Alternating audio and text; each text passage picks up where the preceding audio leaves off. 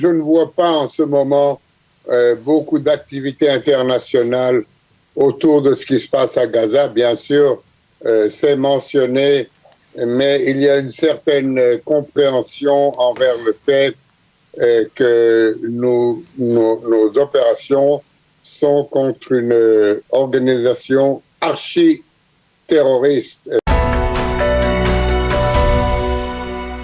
Bonjour, Boker Tov, Daniel. Alors, je voudrais qu'on aborde avec vous l'aspect diplomatique de cette crise. L'armée israélienne a pris les devants et bombardé des positions du djihad islamique et décimé la direction du djihad islamique. Comment la communauté internationale réagit à cette opération? Parce qu'on n'a pas l'impression que finalement, même les Américains font une distinction entre les agressions dont Israël est victime et une riposte israélienne.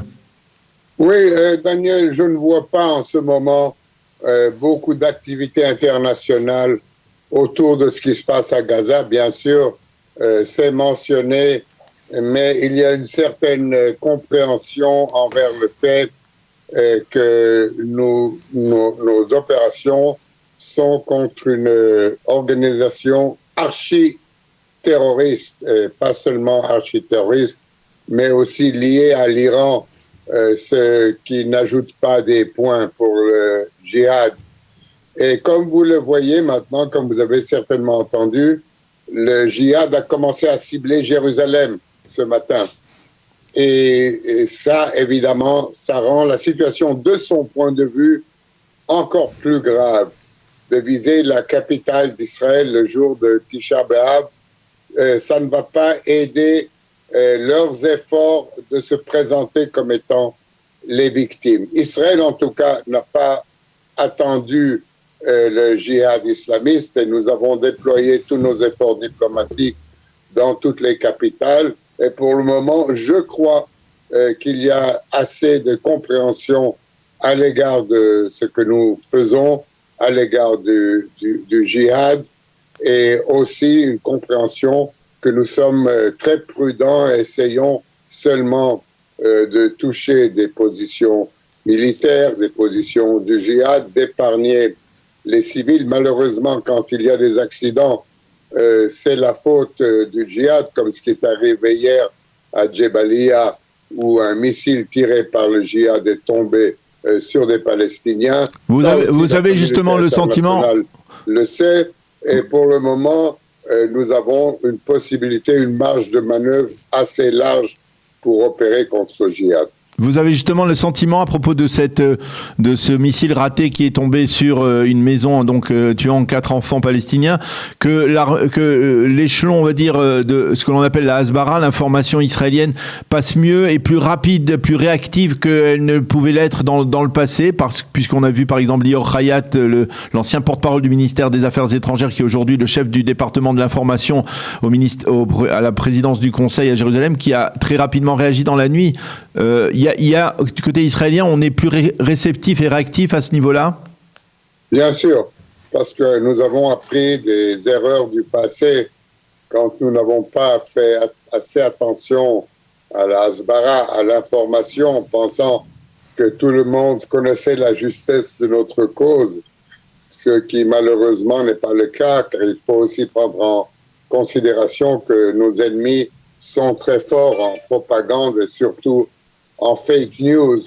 Et donc, cette fois-ci, nous avons pris l'initiative. Nous avons des films sur ce qui s'est passé.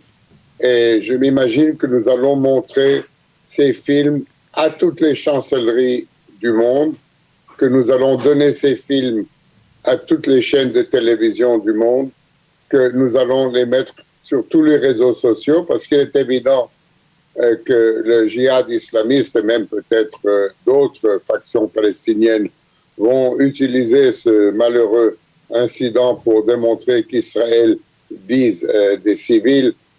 Une des instructions que Tzahal a reçues de la part du gouvernement, c'est extrême attention à ne pas toucher des civils, même si des fois il faut épargner une cible militaire qui se trouve dangereusement à côté des civils. Il faut le faire. C'est très important pour nous parce que dans le passé, vous savez aussi bien que moi, Daniel, nous avons été faussement accusés, pas seulement de la part de nos ennemis, n'avoir pas pris assez de précautions pour ne pas toucher des civils. C'est extrêmement important. Si nous avons besoin encore de quelques temps pour continuer cette opération, il est important de la continuer avec l'appui de la communauté internationale. Et l'appui de la communauté internationale ne peut être là que s'ils savent qu'Israël ne touche que des objectifs militaires et terroristes. Une dernière question à Avi, en une minute, si c'est possible de répondre à cette question. Quels peuvent être les bénéfices, on va dire, on est en pleine campagne électorale, quels peuvent être les bénéfices que le gouvernement, que Lapid et Gantz, qui sont rivaux, on va dire, dans la campagne électorale, peuvent tirer de cette opération? Eh bien, si l'opération va bien, si dans quelques jours on réussit à avoir un coup de feu, évidemment, cela ira au crédit du gouvernement.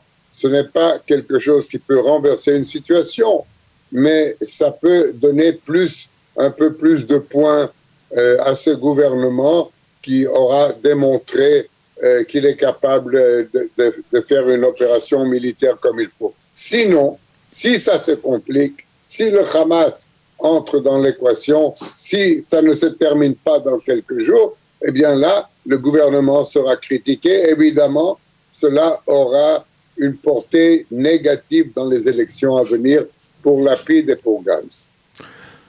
Alors, et le fait que Benjamin Netanyahou participe d'une certaine manière au briefing sécuritaire, ce qui n'était pas le cas depuis maintenant plus d'1 an, depuis la formation du gouvernement, vous considérez que c'est un point important,